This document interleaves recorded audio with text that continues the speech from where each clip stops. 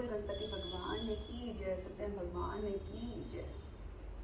प्रथम अध्याय। महामुनि ऋषि व्यास जी ने कहा, बहुत समय पहले नैमिषारण्य तीर्थ में शनकादिक 28,000 ऋषियों में पूर्णावृत्ति में श्री सूत जी ने कहा, हे सूत जी, इस कलयुग में वेद विद्या रहित मनवों को ईश्वर भक्ति किस प्रकार मिलेगी तथा उनका उद्धार कैसे होगा। हे मुनिश्रेष्ठ, ऐसा कोई व्रत अथवा तप कहिए जिसके करने से थोड़े ही समय में पुण्य प्राप्त हो तथा मनवांचित फल भी मिले। ऐसी कथा सुनने की हमारी बहुत ही इच्छा है। इस प्रश्न का शास्त्रों में ज्ञाता श्री सूत जी ने कहा, वैष्णव में पूजन।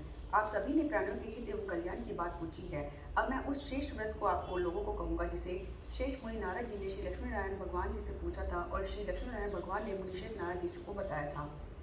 आप सभी श्रेष्ठागण यह कथा ध्यान से सुने। मुनिनाथ सुनो, यह सत्य कथा सब कल ही होए महासुखदायी, भव ताप हरे और मनोरथ पूर्ण करे, सुख संपत्ति की अधिकाई, अति संकट में दुख दूर करे, सब ठोर कठोर में होत सहाय, भगवान महात्म है इसमें अपना कली में फल और जनाए।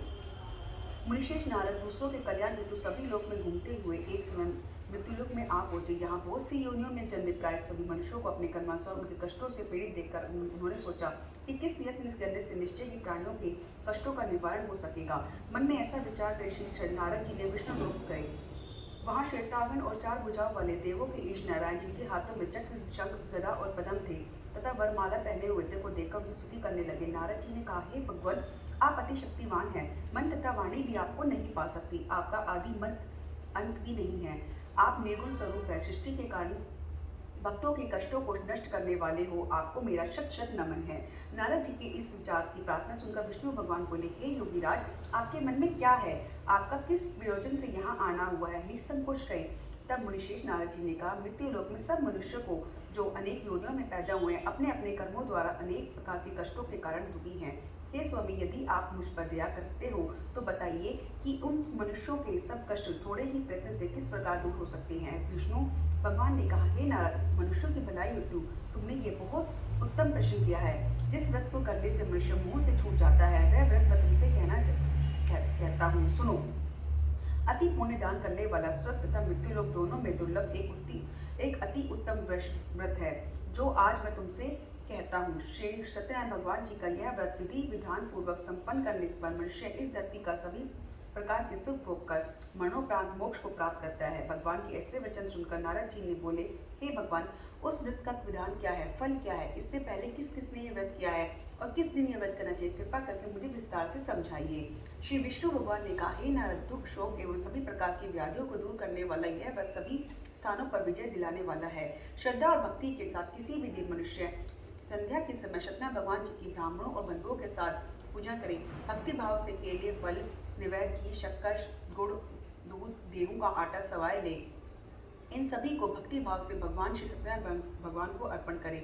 बंधु बांधवों सहित ब्राह्मण को भोजन कराए। इसके पश्चात ही स्वयं भोजन करें। रात्रि में सत्यनारायण भगवान जी की भक्ति गीत आदि का आयोजन कर सत्यनारायण भगवान जी का स्मरण करता हुआ समय व्यतीत करे। इस तरह जो मनुष्य व्रत करेगा उसकी मनोकामना अवश्य पूर्ण होगी। विशेष रूप से कलयुग में मृत्युलोक में यही एकमात्र उपाय है जिसके अल्प समय और कम धन में महान पुण्यों की प्राप्ति हो सकती है। वो सत्यनारायण भगवान की जय। श्रीमन नारायण नारायण नारायण, श्रीमन नारायण नारायण नारायण। दूसरा अध्याय। श्री शिव जी बोले, हे ऋषियों, जिन्होंने प्राचीन काल में इस व्रत को किया था, उनका इतिहास मैं अब सबसे कहता हूँ। आप सब ध्यान से सुने। अति सुंदर काशीपुर नगरी में एक अति निर्धन ब्राह्मण वास करता था। वह भूख प्यास से बेचैन होकर हर समय दुखी रहता था। ब्राह्मण से प्रेम करने वाले श्री विष्णु भगवान ने उनको दुखी देखकर एक दिन बूढ़े ब्राह्मण का वेश धारण कर निर्धन ब्राह्मण के पास जाकर बड़े आदर से पूछा, हे ब्राह्मण, तुम यह हर समय दुखी होकर पृथ्वी पर क्यों घूमते हो? हे श्रेष्ठ ब्राह्मण, अपनी व्यथा मुझसे कहो, मैं सुनना चाहता हूँ। कष्टों में घिरे उस ब्राह्मण ने कहा, मैं निर्धन ब्राह्मण हूँ, भिक्षा के लिए पृथ्वी पर मरा फिरता हूँ। हे भगवान, यदि आप इससे मुक्ति पाने का कोई उपाय जानते हो तो कृपा कर मुझे बताइए। वृद्ध ब्राह्मण का रूप धारण करे हुए श्री विष्णु भगवान बोले, हे ब्राह्मण, श्री सत्यनारायण भगवान मनोवांछित फल देने वाले हैं, इसलिए तुम उनका विधि पूर्वक पूजन करो, जिसके करने से मनुष्य सब दुखों से मुक्त होता है। दरिद्र ब्राह्मण का व्रत का संपूर्ण विधान बतलाकर बूढ़े ब्राह्मण का रूप धरे हुए सत्यनारायण भगवान जी अंतर्ध्यान हो गए। वृद्ध ब्राह्मण ने जिस व्रत को बतलाया मैं उसको अवश्य ही विधि विधान सहित करूंगा। ऐसे निश्चय कर वह दरिद्र ब्राह्मण घर चला गया, परंतु उस रात उस ब्राह्मण को नींद नहीं आई। अगले दिन वह जल्दी उठा और सत्यनारायण भगवान जी का व्रत करने का निश्चय कर भिक्षा मांगने के लिए चल दिया। उस दिन उसको भिक्षा में अधिक धन मिला, जिससे उसने पूजा का सारा सामान खरीदा और घर आकर अपने बंधु बांधवों के साथ विधि पूर्वक भगवान सत्यनारायण भगवान का व्रत किया। इसके करने से वह गरीब ब्राह्मण सब कष्टों को छूटकर अति धनवान हो गया। उस समय वह ब्राह्मण हर मास व्रत करने लगा। सत्यनारायण भगवान की व्रत को जो शास्त्र विधि के अनुसार श्रद्धा पूर्वक करेगा वह सब कष्टों को छूटकर मोक्ष प्राप्त करेगा। जो भी मनुष्य सत्यनारायण भगवान जी का व्रत करेगा वह सब कष्टों से छूट जाएगा। इस तरह नारद जी ने सत्यनारायण भगवान जी का यह कहा हुआ यह व्रत मैंने तुमसे कहा। हे श्रेष्ठ ब्राह्मण, अब आप और क्या सुनना चाहते हैं, मुझे कहें। तब ऋषियों ने कहा, हे मुनीश्वर, संसार में इस व्रत ने सुनकर किस किसने इस व्रत को किया था, हम सब सुनना चाहते हैं। मुनियों ने ऐसे सुनकर सत्यनारायण भगवान जी बोले, मुनिगणों, जिस जिस व्रत प्राणियों ने इस व्रत को किया था उन सबकी कथा सुनो। एक समय वह धनी ब्राह्मण बंधु बांधवों के साथ शास्त्र विधि के अनुसार अपने घर में सत्यनारायण भगवान जी का व्रत कर रहा था। उसी समय एक लकड़ी बेचने वाला बूढ़ा व्यक्ति वहां आया। उसके सिर पर एक लकड़ी का गट्ठर बाहर रख कर दिया और ब्राह्मण के मकान में चला गया। प्यास से बेचैन लकड़हार ने विप्र को व्रत करते हुए देखा। वह प्यास को भूल गया और विप्र से अभिनंदन किया और पूछा, हे ब्राह्मण, आप यह किसका पूजन कर रहे हैं? इस व्रत को करने से क्या फल मिलता है? कृपा कर मुझसे बताएं। तब उस ब्राह्मण ने कहा, सब इच्छाओं को पूर्ण करने वाला यह सत्यनारायण भगवान जी का व्रत है। इन्हीं की कृपा से मेरे यह धन ऐश्वर्य का आगमन हुआ है। ब्राह्मण के इस व्रत को करने की जानकारी वह लकड़हारा अत्यंत प्रसन्न हुआ। भगवान का चरणामृत लेकर और भोजन करने के पश्चात अपने घर को चला गया। और फिर अगले दिन लकड़हारे ने अपने मन में संकल्प किया कि आज नगर की लकड़ियों को बेचने के जो धन मिलेगा उसे भगवान सत्यनारायण भगवान जी का श्रेष्ठ व्रत करूंगा। मन में ऐसा विचार कर वह लकड़हारा लकड़ियों का गट्ठर अपने सिर पर रखकर जिस नगर में धनवान लोग रहते थे ऐसी सुंदर नगरी में गया। उस दिन उसे लकड़ियों का दाम पहले दिन चौगुना मिला। तब वह बूढ़ा लकड़हारा बहुत प्रसन्न होकर एक केले, शहद, शक्कर, घी, दूध और गेहूं का चूर्ण इत्यादि सत्यनारायण भगवान जी का व्रत की सभी सामग्री लेकर अपने घर को आया। फिर उसने बंधु बांधव को बुलाकर विधि पूर्वक भगवान का पूजन किया, व्रत करा। उस व्रत के प्रभाव से वह बूढ़ा लकड़हारा धन धान्य के युक्त होकर संसार के समस्त सुख भोग कर बैकुंठ को चला गया। बोल सत्यनारायण भगवान की जय। गोविंद मेरो है, गोपाल मेरो है, गोविंद मेरो है, गोपाल मेरो है, श्री बांके बिहारी नंद लाल मेरो है। तीसरा अध्याय। श्री सूत जी बोले, हे श्रेष्ठ मुनियों, अब मैं आगे की यह कथा कहता हूँ। प्राचीन काल में अलकामुक नाम का एक महान ज्ञानी राजा था। वह जितेंद्र एवं सत्यवक्ता था। प्रतिदिन मंदिरों में जाता, गरीबों को धन देकर दुखों को दूर करता था। उसकी पत्नी कमल के समान सुमुख मुख वाली सती साध्वी थी। एक दिन भद्रकाली नदी के तट पर वे दोनों विधि विधान सहित सत्यनारायण भगवान जी का व्रत कर रहे थे। उस समय वह साधु नामक एक वैश्य आया। उसके पास व्यापार के लिए बहुत सब धन था। वह वैश्य नाव के नदी के किनारे ठहराकर राजा के पास गया और राजा का व्रत करते हुए देखकर उसने विनम्रता पूर्वक पूछा, हे राजन, यह आप क्या कर रही हैं? मेरी सुनने की इच्छा है, कृपया आप ये सब मुझे बताइए। महाराज अलकामुक ने कहा, हे वैश्य, मैं अपने बंधु बांधवों के साथ पुत्र की प्राप्ति के लिए सत्यनारायण भगवान जी का व्रत और पूजा कर रहा हूँ। राजा के वचन सुनकर साधु नामक वैश्य ने आदर से कहा, हे राजन, मुझे भी इसका संपूर्ण विधि विधान बतलाइए। मैं भी अपने आपके कहे अनुसार इस व्रत को करूंगा। मेरी भी कोई संतान नहीं, मुझे विश्वास है कि इस व्रत को करूंगा तो मेरे भी अवश्य ही संतान होगी। राजा के व्रत के सभी विधान सुन व्यापार में निवृत्त हो गए। वैश्य सुखपूर्वक अपने घर गया और पत्नी को संतान देने वाला उस व्रत को विषय में बताया तो प्रण किया कि जब मेरी संतान होगी तब मैं इस व्रत को करूंगा। वैश्य ने यह वचन अपनी पत्नी लीलावती से कहे। एक दिन उसकी पत्नी लीलावती सत्यनारायण भगवान की कृपा से गर्भवती हो गई। 10वें महीने में उसने एक अति सुंदर कन्या का जन्म दिया। दिनों दिन वह कन्या इतनी इस तरह बढ़ रही थी कि जैसे शुक्ल पक्ष का चंद्रमा बढ़ता है। कन्या का नाम उन्होंने कलावती रखा। एक दिन लीलावती ने मीठे शब्दों में अपने पति से कहा कि आपने कहा था ना भगवान का व्रत करने का संकल्प लिया किया था, अब आप उसे पूरा कीजिए। वैश्य ने कहा, हे विप्र, हे प्रिय, मैं कलावती के विवाह पर इस व्रत को करूंगा। इस प्रकार उसने पत्नी को आश्वासन दे वह व्यापार करने विदेश चला गया। कलावती प्रतिगृह में वृद्ध को प्राप्त हो गई। लौटने पर साधु ने जब अपनी नगरी में सखियों के साथ अपनी वयस्क होती पुत्री को खेलते देखा तो उसने उसकी विवाह की चिंता हुई। तब उसने एक दूत को बुलाकर कहा कि उसकी पुत्री के लिए कोई सुयोग्य वर देख के लाए। दूत साधु नामक उस वैश्य की आज्ञा पाकर कंचन नगरी पहुंचा और देखभाल कर वैश्य की कन्या के लिए एक सुयोग्य वाणी पुत्र ले आया। उस सुयोग्य लड़के के साथ साधु नामक वैश्य ने अपनी बंधु बांधवों सहित प्रसन्नचित होकर अपनी पुत्री का विवाह कर दिया। दुर्भाग्य से वह विवाह के समय भी सत्यनारायण भगवान जी का व्रत करना भूल गया। इस पर श्री सत्यनारायण भगवान जी अत्यंत क्रोधित हो गए। उन्होंने वैश्य को श्राप दिया कि तुम्हें दारुण दुख प्राप्त हो, और फिर अपने कार्य में कुशल वह वैश्य अपने दामाद सहित नावों को बेड़ा लेकर व्यापार करने के लिए सागर के समीप स्थित रत्ना पर चंद्रकेतु नामक राज्य करता था। दोनों ससुर जमाई चंद्रकेतु राजा के उस नगर में व्यापार करने लगे। एक दिन भगवान सत्यनारायण की माया से प्रेरित एक चोर राजा चंद्रकेतु का धन चुराकर भाग रहे थे। राजा के दूतों को अपने पीछे आता देखकर चोरों ने घबराकर राजा के धन को उस वैश्य के नाक में चुपचाप रख दिया जहाँ वे ससुर जमाई ठहरे थे, और भाग गए। जब उस वैश्य के पास राजा के धन को रखा देखा तो उन्होंने उस ससुर दामाद को चोर समझा और उन ससुर दामाद दोनों को बांधकर ले गया और राजा के समीप जाकर बोला, आपका धन चुराने वाले ये दोनों चोर हम पकड़ कर लाए हैं।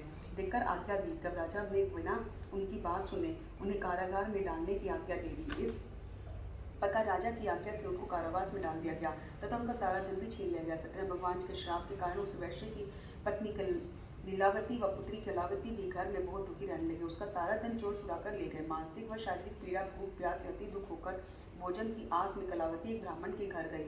उसने ब्राह्मण को सत्यनारायण भगवान जी का व्रत विधि पूर्वक करते देखा और उनमें कथा सुनी और श्रद्धापूर्वक प्रसाद ग्रहण किया और रात में घर आई। माता ने कलावती से पूछा, हे पुत्री, तू अब तक कहाँ थी?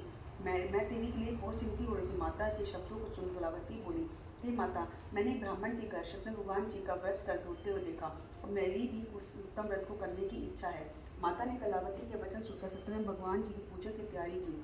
उसने बंधुओं सहित सत्यनारायण भगवान जी का पूजन व व्रत किया और वर मांगा कि मेरे पति और दामाद शीघ्र लौट आएं। साथ ही विनती की कि हे प्रभु, अगर हमसे कोई हमारा अपराध को क्षमा करे। सत्यनारायण भगवान जी की इस व्रत को प्रसन्न हो गए। उन्होंने राजा चंद्रकेतु के सपने दर्शन देखकर कहा, हे राजन, जिन दो वैश्यों को उन्हें बंदी बना के रखा है वे निर्दोष हैं, उनको प्रातः ही छोड़ दे, तो मैं तुम्हारा राज्य, धन, पुत्रादि सब नष्ट कर दूंगा। राजा के ऐसे वचन सुनकर भगवान अंतर्ध्यान हो गए और फिर प्रातःकाल राजा चंद्रकेतु ने दरबार में सबको अपना सपना सुनाया और सैनिकों को आज्ञा दी कि दोनों वैश्यों के कैद से मुक्त कर दरबार में ले आए। दोनों ने आते ही राजा को प्रणाम किया और राजा ने कोमल वचन से कहा, हे मानवो, तुम्हें अज्ञातवश ऐसा कठिन दुख प्राप्त हुआ है। अब तुम्हें कोई भय नहीं है, तुम मुक्त हो। ऐसा कहकर राजा ने उनको नए नए वस्त्र आभूषण पहनाए और तथा उनका जितना धन था उसे दोगुना लौटाकर आदर के साथ विदा किया। दोनों वैश्य अपने घर को चल दिए। बोल सत्यनारायण भगवान की जय। बोल। चौथा अध्याय। श्री सूर्य जी बोले, वैश्य ने यात्रा आरंभ की और अपने नगर की ओर चला गया। उन्होंने थोड़ी दूर में आगे बढ़ने पर दंडी वेशधारी सत्यनारायण भगवान जी ने उनकी परीक्षा लेने हेतु उनकी पूछा, हे वैश्य, तेरे नाम में क्या है? अभिमानी वाणी हंसता हुआ बोला, हे दंडी, आप ऐसा क्यों पूछते हैं? क्या धन लेने की कामना है? मेरी नाव में तो बेल और पत्ते भरे हैं। वैश्य के ऐसे वचन सुनकर दंडी वेशधारी सत्यनारायण भगवान जी बोले, तुम्हारा वचन सत्य हो। ऐसा कहकर वह वहाँ से चले गए और कुछ दूर जाकर समुद्र के तट पर बैठ गए। दंडी महाराज ने जाने के पश्चात वैश्य ने नित्य क्रिया से निवृत्त होने के बाद नाव को ऊंची उठी देखकर अचंबा किया।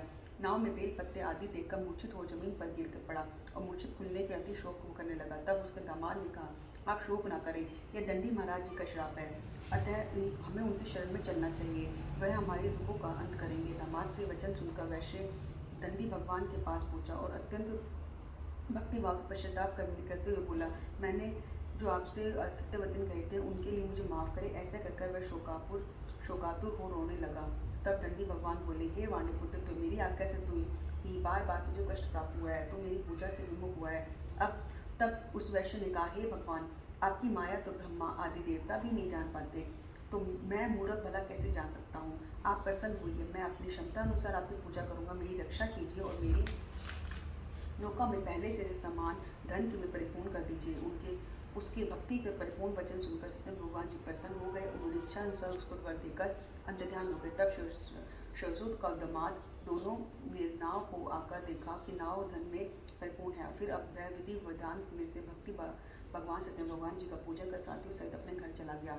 जब वह अपने नगर में निकट पहुंचा तब उसने एक दूत को अपने घर भेजा। दूत ने साधु नामक वैश्य के घर जाकर उसकी पत्नी को नमस्कार किया और आपके पति और दामाद सहित उस नगर में अब समीप आ गए हैं।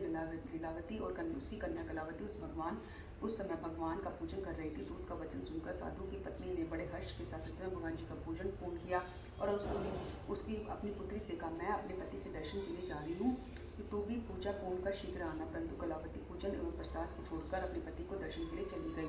पूजन में प्रसाद की अवज्ञा के कारण भगवान सत्यनारायण भगवान जी ने रुष्ट हो गए। उसके पति को नाव सहित पानी में डुबो दिया। कलावती अपने पति को पति को ना पाकर रोती हुई जमीन पर गिर पड़ी। नौका का डूबा हुआ तथा कन्या को रोती हुई देखकर साधु नामक वैश्य द्रवित हो बोला, हे प्रभु, मुझसे या मेरे परिवार से अज्ञातवश जो अपराध हुआ है उसे क्षमा करे।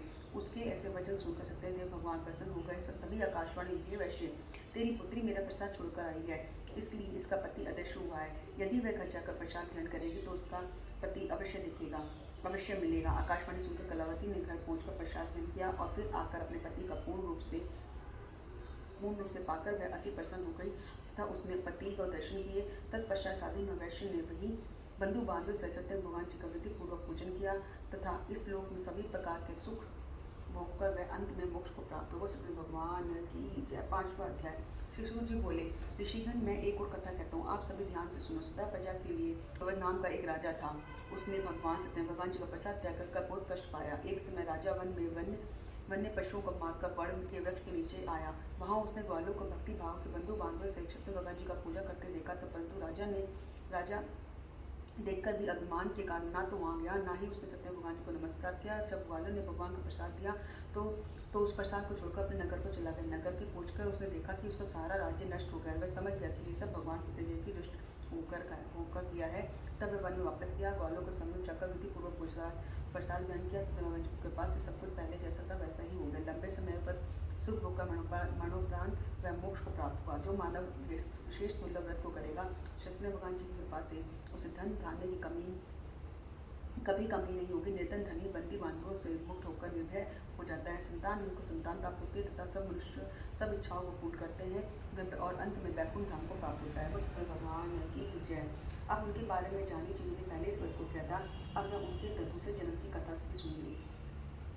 शतानन नामक वृद्ध ब्राह्मण ने सुदामा के रूप लेकर श्री कृष्ण की भक्ति एवं सेवा कर वैकुंठ प्राप्त किया। अलकामुक नामक महाराज राजा दशरथ बने और श्री रंगनाथ का पूजन कर मोक्ष को प्राप्त किया। साधु नाम में वैश्य ने धर्मात्मा व सत्य प्रतीक राजा मोर ध्वज बनकर अपनी पुत्री की ओर से चीरकर वैकुंठ धाम को प्राप्त किया। महाराज दुग्धवज स्वयंभू मुनि बने। उन्होंने बहुत से लोगों को भगवान की भक्ति में लीन कराकर वैकुंठ धाम प्राप्त किया। लकड़हारा अगले जन्म में गुरु नामक निषाद राजा बना, जिसने राम के चरणों की सेवा की और अपने चरणों को संवार लिया। वो सत्यनारायण भगवान की जय।